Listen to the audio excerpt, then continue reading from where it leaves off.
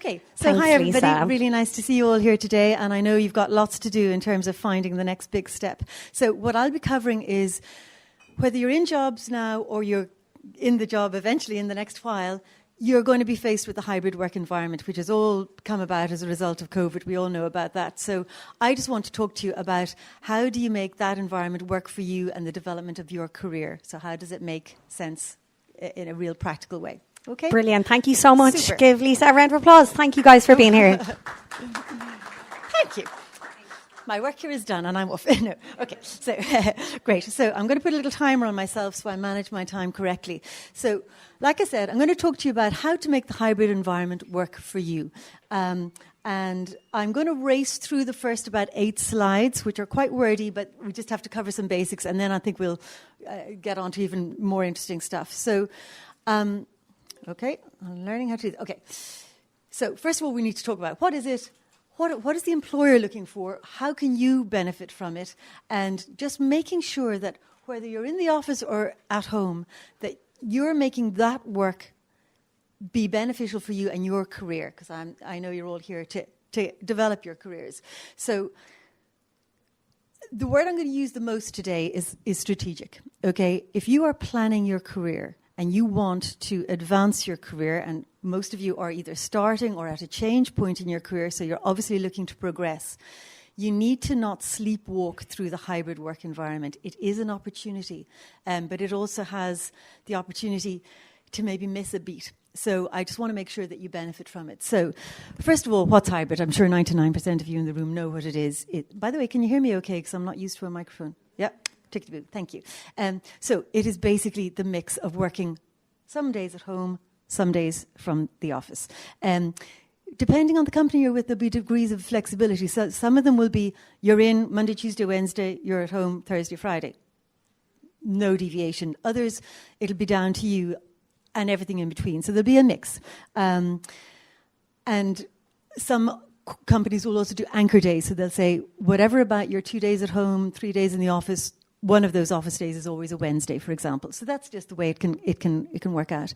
Not all roles can be done in a hybrid environment. Some roles are just, they have to be in the office, either the technology you're working on or the client-facing nature of your work.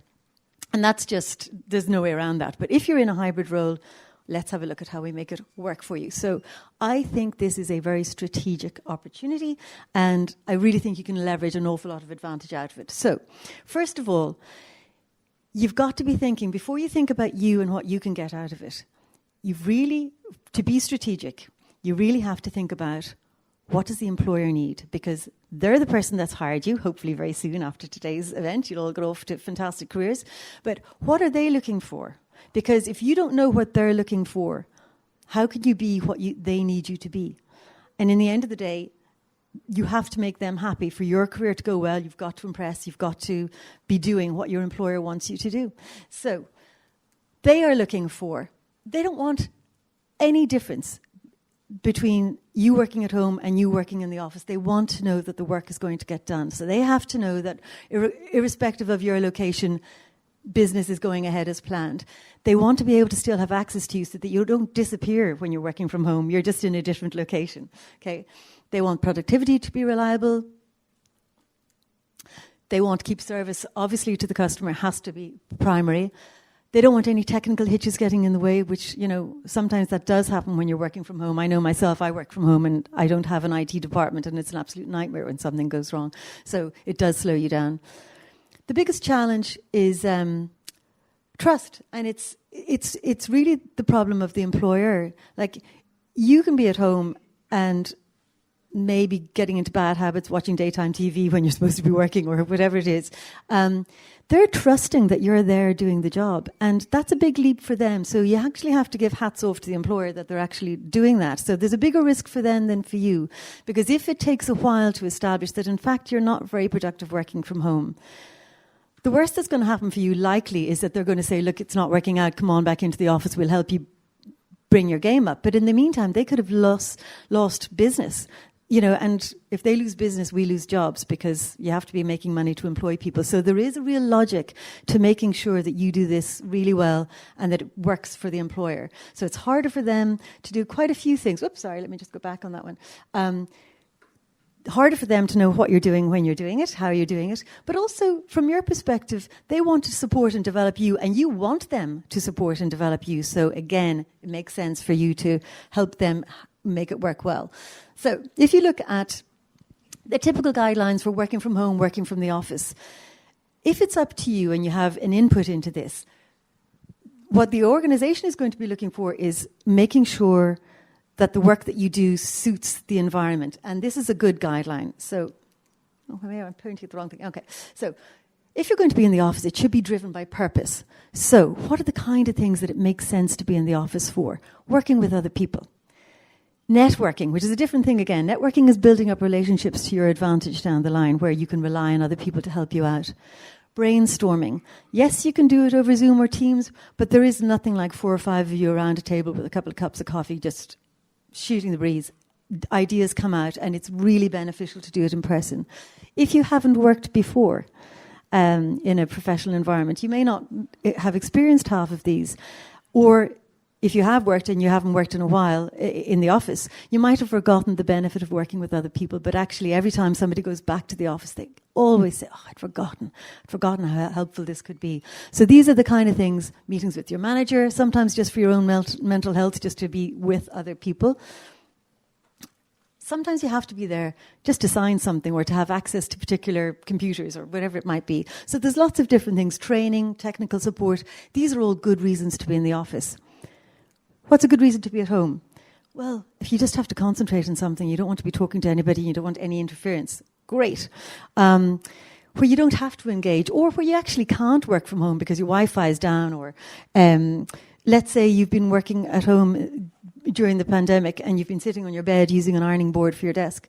That worked in an emergency, but it doesn't work for your normal, healthy working environment, so you have to have those things set up. Or if you know nobody's in the office, what's the point in going in? Because you're not going to be able to collaborate or do any of those things. Okay? So just if you have a chance to input to your own model, what you want to do is you want to show your manager that you're thinking not just about yourself, but you're thinking strategically about the organization, the job, and what needs to be done. So this is just a little model you might find helpful to think about these 3 circles of preference, of relevance rather. So think about, what's your role? What am I working on right now? What am I working on right now? What's the activity? And what's my personal preference? Would I like to be at home? Would I like to be in the office? And in the middle here is where your personal mix comes in, where you can say, well, this is the ideal scenario for me. And it's a great way to set it up to your manager. It just makes you look like somebody who's thought about this from a professional perspective. Again, I'm going to go through these things quickly because I think there's even more meaty stuff to come. But basically, to make it work for you, plan your work. When you're working from home in particular, you need to take a little bit of ownership about how you manage your time. Try and think about what the organization is trying to achieve and use the time effectively then so that you're meeting that. But keep your ambitions in mind. What's your career development? Where are you trying to take it? Where do you want to shine? Where do you want to develop your skills? How is that working for you? And how do you show up for yourself? What does that mean, showing up for yourself? It means you're making this an advantage for you, that you're not just, you don't want to be unmissed when you're not in the office. You don't want it to be like you're the invisible person. Your career is still being developed, so you want to make sure you have an impact. So be proactive, be positive, be the sort of employee, and this goes with or without a hybrid environment. You want to be the employee that your manager says, okay, I need to change something, or I need to ask an extra stretch from the team, or I need something. Lisa's there, I'll ask her. I know she'll step up to the mark. You want to be that person that they say that about. So always try and think about, what's the worst that could happen if you try something new?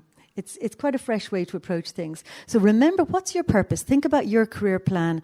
Is it serving your career plan, and is it serving the work of the organization, which you need to be seen to support?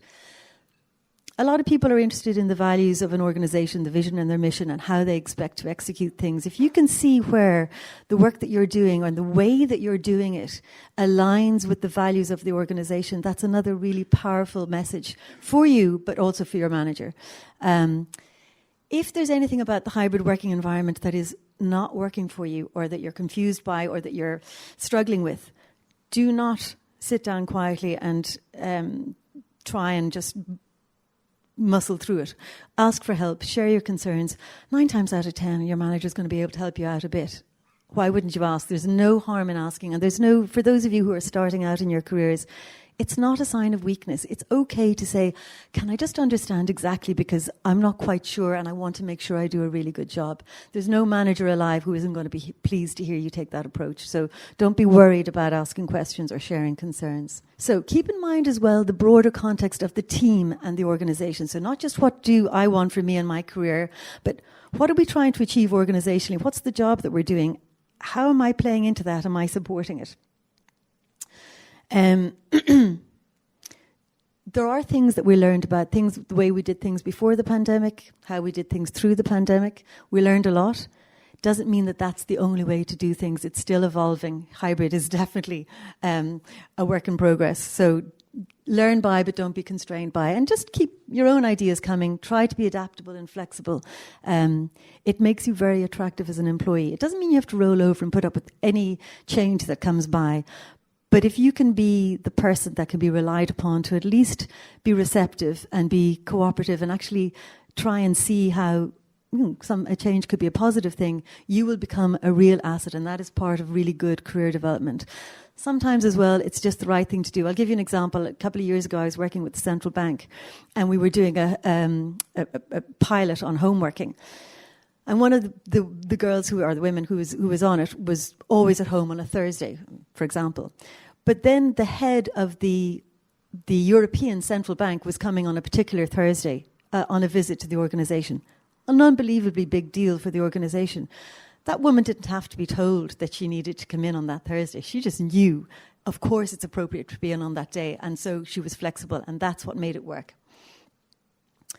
Also, I'm just going to give you a recommendation. If you are in the position to input to your hybrid structure, so it's 2 days from home, 3 days in the office, and these are the days, for example, I would be cautious about carving that into stone and saying, that's it forevermore, amen. You might think, great, that's going to suit me down to the ground. I want that signed in blood so it'll never change.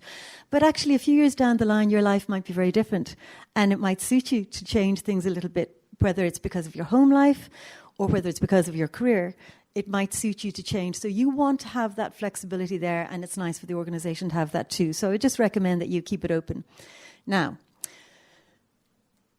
I'm going to get into some more examples of, pointing in the wrong direction, sorry. Here are my tips, right, for how do you make the hybrid environment work for you. Be professional. We've all got used to sort of working at home in our pajamas and all of that sort of stuff. We have to just remember we are actually at work, okay? So I really recommend that you try and think strategically about every aspect of this. How can you make it work for you and your career? That should be paramount in your head. So what is the career that you want? If you've asked yourself that question, you've come up with even a for now answer, because careers change over time and you don't have to commit to it for life. But if you know for the next year or for the next 5 years, I'm giving myself 2 years to become a team leader, or I'm giving myself 4 years to be head of project management. Whatever it might be, if you've got a goal, you want to make sure that the time you have at home works for you and the time you have in the office works for you to get there. So make your days in the office count. Network as much as possible. I really think it's important to build those relationships, because you don't know when you're going to need to leverage off a team. So you don't want to be introducing yourself the day that you're asking for a favor. Okay? So build the relationships as you go. Attend the meetings, and I really mean that for when you're at home. When you're at home, you're still at work, and if there's a meeting, get onto Zoom and participate. As I said, build the relationships with everybody that you may need to depend on or ask a favor of, or just that it's useful to know. For those of you who are at the start of your career or have ambitions towards management or leadership roles, I cannot stress enough how much I think you need to observe and learn by example. So when you're at home, it's very hard to do that, and that's why there is a value in the days that you spend in the office. Watch senior managers. Pick the ones you admire. What are they doing? How are they doing it? How do they speak to that person? How do they motivate us to do that? How did we all end up working till 10 o'clock at night for 3 days in a row and nobody minded? What is it about their leadership style? How did they do that? That manager over there, I do not like the way that he is speaking to her. What's wrong with that? Okay, I'm never going to do that. Sometimes you learn what to do, sometimes you learn what not to do. But you've got to be observing it and thinking about it for your benefit. What will I and won't I take away as a value add to me? Try and seek feedback from your manager. If you've got a great manager, they're going to be giving you regular feedback. But don't assume that they're a great manager. We're all flawed. Lots of people are flawed, and they might be a manager in the morning. They're not going to change personality. So it's your career. If you want feedback, if you want to make sure you're going well, keep checking in. Don't wait till the end of the year, particularly if you are working from home a lot, like if you've 4 days a week or something like that, or you're only in the office 4 days a month. You're going to have very little exposure to your manager. Don't assume they're going to do all the running. It's your career. So you make sure you're checking in with your manager. Are you okay? Are you happy with what I'm doing? Am I on track? You don't want your annual performance review to be a surprise, good or bad. You should know how you're doing. So when you're working from home, how do you make that value? Because you're invisible, right? You're at home. They don't see you. You're not sitting at the next desk. So think about what they need from you the most. Because once you're delivering what the organization needs, you start to become a really valuable member of the team. Understand your deadlines and targets. Some managers are hopeless at telling you what they need and what they're actually asking you to do. So don't be polite about it. Don't be rude, but don't stand on ceremony. Don't be going home for 3 days to work on something where you're thinking, I know she wants something in 3 days' time, but I'm really not entirely sure what that is. You're going to have 3 frustrating days, and you might end up delivering, having worked really hard, the wrong thing of benefit to nobody. So just make sure you're clear on everything. Do the work. You're at home. Don't be putting your feet up. And, you're still at work, so do the hours. In fact, a lot of people do more hours at home and are harder on themselves, but it's one to be aware of. Be available. Just because you're at home doesn't mean that you're not attending meetings, taking calls. All of that is really important. If you struggle with focus, track your time. Give yourself, okay, I'm going to work on this for half an hour, set an alarm, anything, just to keep yourself, because obviously it's easier in the office because everyone's around you is working and that kind of keeps you going.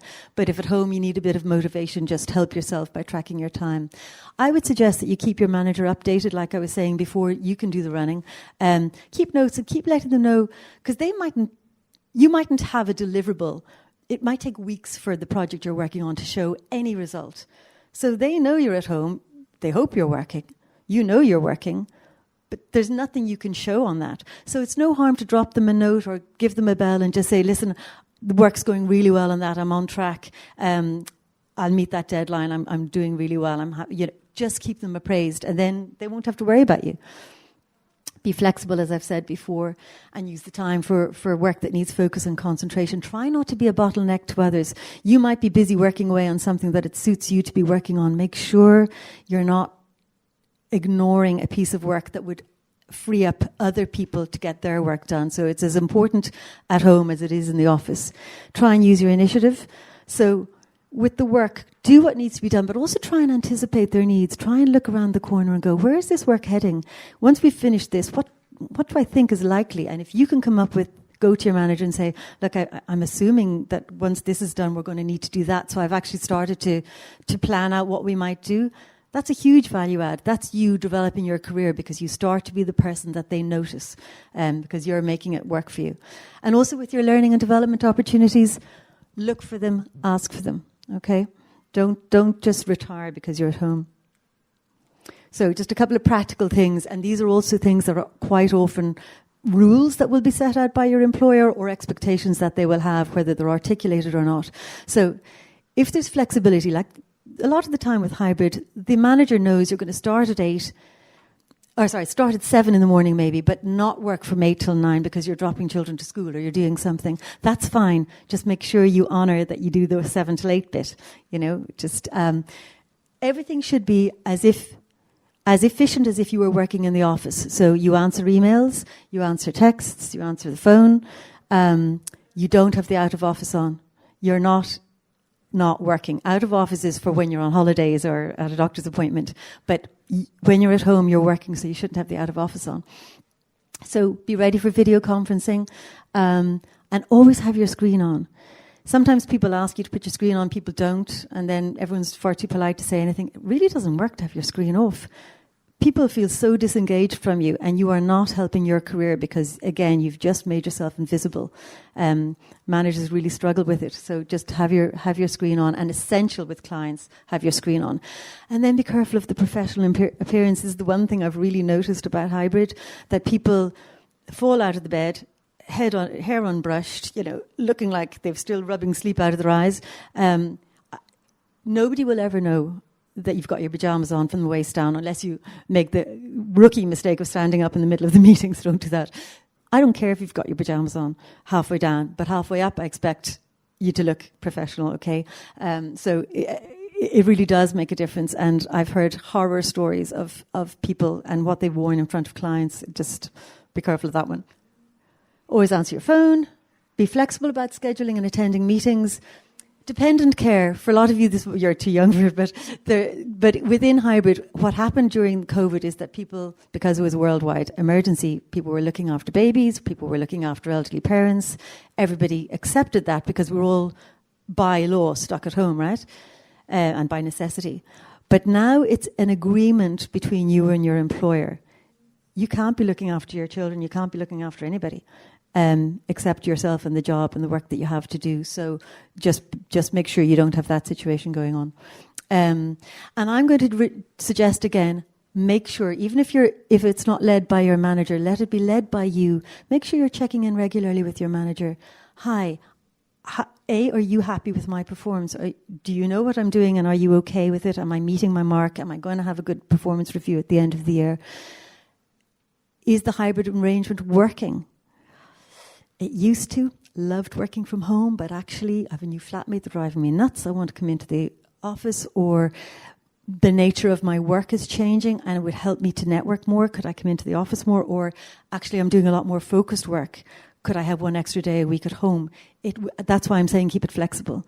But what might have worked for you in the past might not always work for you in the future. So it's no harm to just keep that conversation alive and going with your manager.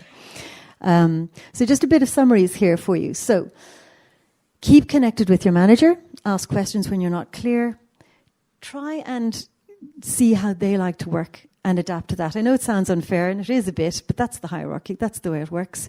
In the end of the day, they're going to review your performance. So if they prefer a written report to a phone call, or if they prefer you to call in every morning and talk, whatever it is, try and adapt your style to them, unless it's completely unreasonable, in which case you need to have a different conversation. Also remember, sometimes things come across a bit funny when you're on a Zoom call or a Teams or a phone call when you're at a distance. Don't always be quick to judge and think, oh, my manager's got it in for me, or they're under a lot of stress, they tend to have a lot of work. Don't let the technology, the way that you communicate from home, throw you in terms of your relationships. Have a little bit of patience with the fact that we're all a little bit different, maybe on the phone or on Zoom, than we are in person. So just give things a little bit of latitude. If you've got issues, identify them proactively and in good time, and try, and this has nothing to do with hybrid really, but just good working ethic. If you've got a problem or an issue that you're going to raise to your manager, you don't want to be associated with that problem. You want to be, I'm Lisa, I'm coming in, I've identified that there's a problem with the timeline or the budget or whatever. But if all I do is come in with problems, I start to be a bit of a problem myself, even if they're legitimate problems. However, if I come in with a problem and say, I've thought about it, I think we've got two possible ways of handling it, this and this, I'm not quite sure what to do, but what do you think? Immediately you're part of the solution because you've offered a solution. So it's a really good, again, strategic way to mark yourself out as somebody who's a good team member and got somewhere to go. So no surprises. If things are happening at home, they can't see it, you've got to tell them. So if something's gone horribly wrong on a call with a client, they weren't sitting beside you, they don't know. So just keep your manager informed so no nasty surprises. The next one I'm calling protect and project. That's protect and project yourself, okay? So remember, you're at work creating an impression all the time. So, like I said, watch your personal appearance and also watch your background. I have seen the inside of too many people's wardrobes at this stage, honest to goodness, and they're not very tidy ones. It just doesn't look professional. Now, you can't suddenly invent a new room to work from. I know that. I'm the same myself. My office is my spare bedroom. Use the blur. in the background, or a picture, whatever. But if you don't have that, make sure that what's behind you is tidy, okay? It really does create a bad impression otherwise. And keep connected with your team members, whether that's your immediate team or your broader team. Check in like the way you would in the office. Get to know them, what they do, and also make sure that they get to know you and what you do and what the priorities of your role are, so that you might need them someday. Okay? And like I said earlier, you don't want the first time you ask them a favour to be the first time you really talk to them. You want to have that relationship so that they actually will do the favour. And also remember, they might need you first. They might come to you if you've got that relationship. And what I would suggest is offer and give help generously. Strategically, you might need them someday. On a human level, it's just a nice thing to do. But strategically, if somebody looks to you for help, really try hard to give it. Because what goes around comes around, and you really want to be able to turn to somebody one day, because you'll never get through your career without needing help from somebody. So, maximising the benefits to achieve a healthy and sustainable work-life balance. Obviously, that's what hybrid was all about post-COVID, that we all learned that without the commute, there's a whole load of benefits. There's a couple of extra hours in the day. So make sure you get the benefit of it. On those days that you're able to work from home, you may not be the biggest exerciser, but we all know a bit of fresh air will do us all good. So you get up and go for a walk before work, after work, at lunch, go for a swim, go for a jog, whatever it is you do a yoga stretch. And I feel like such a hypocrite because I've really got bad at getting up in the morning, I have to say. But ideally, keep the discipline, get up when you would have, and use the time productively, or at some stage in the day, just give yourself the opportunity for exercise. We've all become so aware of mental health. Let's not lose that lesson. Let's not forget. So stay aware of it. Keep an eye on yourself. Check in with yourself. Am I still okay? Am I feeling a bit blue? Am I actually starting to get lonely? Am I actually starting to get stir crazy with the same four walls? Or do I need more time in the office? Or do I need less time in the office? They're all driving me nuts, and I really feel more productive at home. Whatever it is, if you're aware of yourself, then you can ask for the help that you need. And I really suggest that you do, because I think not only have we as employees become more aware of ourselves and our mental health needs, but management also has. They're much more clued into this. They're much more receptive to it. So I think you'll find, and if you're not sure about your manager, go to HR, and just articulate what you need. You'll be surprised how much help will be available to you. Diet. Okay. What I mean by diet is I don't mean you to go off and you have to lose weight. It's about having a healthy, nutritious diet that actually fuels you for work, keeps you alert. But also, I was just thinking about this from the cost of living crisis that we're all going through. I mean, I know myself, there's more beans in my cupboard than there ever were before. So for budget purposes as well, for those days that you're at home, you're not in town spending a fortune on a sandwich and ridiculous amounts of money on a coffee.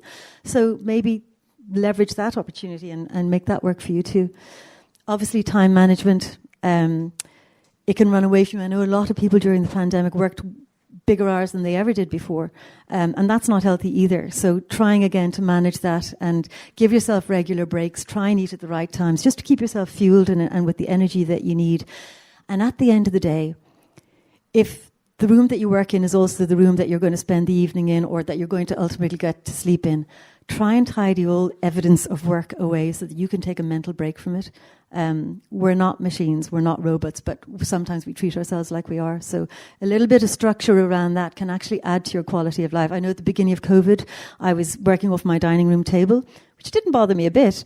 But over time, I stopped tidying it away, and then there was that mess on the dining room table all the time when I was sitting watching telly in the evening or something. And when I actually then started using my spare bedroom, it was transformational, actually. It was just so lovely. I shut the door every evening, and it's gone. I'm relaxing, and I really recommend that you do that where you can. So in conclusion, I didn't say this before, but in a work situation, hybrid isn't your right. It's a benefit that the employer confers on you. And if it doesn't work for them, ultimately they'll take it back. I mean, a lot of organizations are drifting back towards full-time in the office already.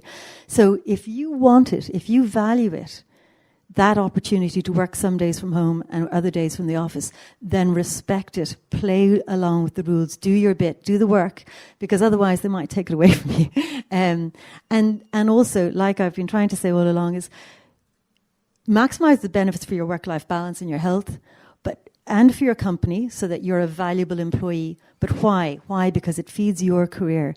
If you are somebody who is productive, constructive, and helpful in a hybrid working environment, you are going to make your mark with your manager, because not everybody is going to do that. So I think it's a strategic opportunity for you to just make sure that your career not only doesn't falter a little because of hybrid, but benefits because of it. Okay.